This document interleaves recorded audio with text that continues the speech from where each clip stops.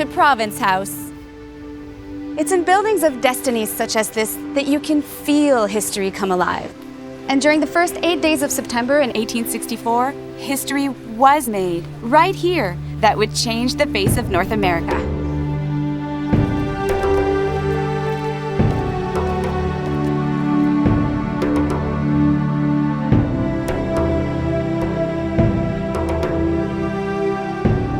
In 1864, when men of all parties laid aside for the time all old differences and united for the one great object. Now, doesn't that sum up Canada's spirit of today? Setting aside our differences and working together for the greater good. That's what John A. Macdonald here found when he came to Charlottetown to attend a conference on maritime union at Province House more than 150 years ago. And the great object John A. was referring to was not the union of the maritime colonies, but nothing less than the Confederation of Canada.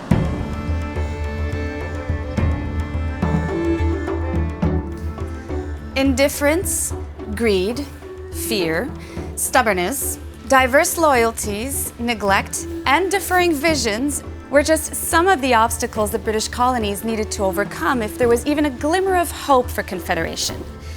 You see, the maritime colonies saw little advantage of national union.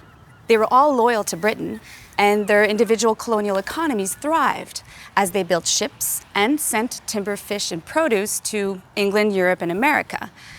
So, why rock the boat? Well, things changed in the 1860s.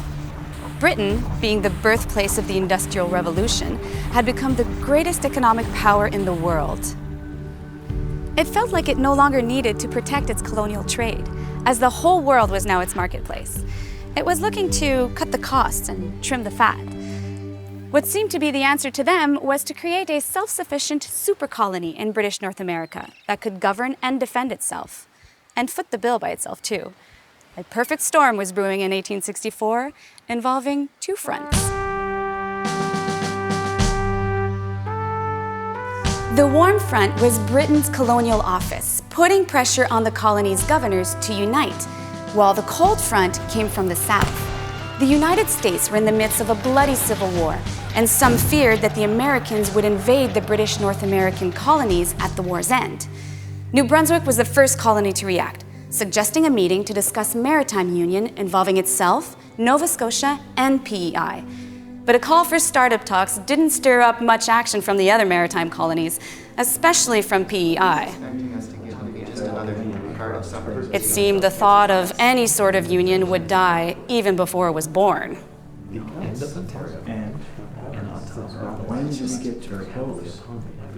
So what got it going again? Oddly enough, what revived the maritime union talks was a simple request by the new coalition government of the United Province of Canada.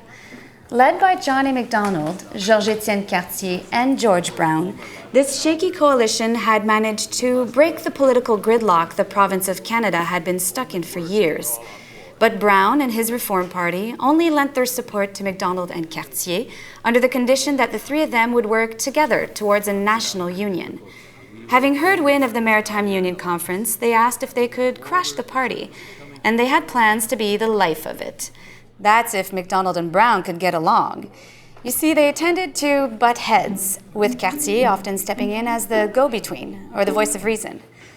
I bet he'll be left paying the bill.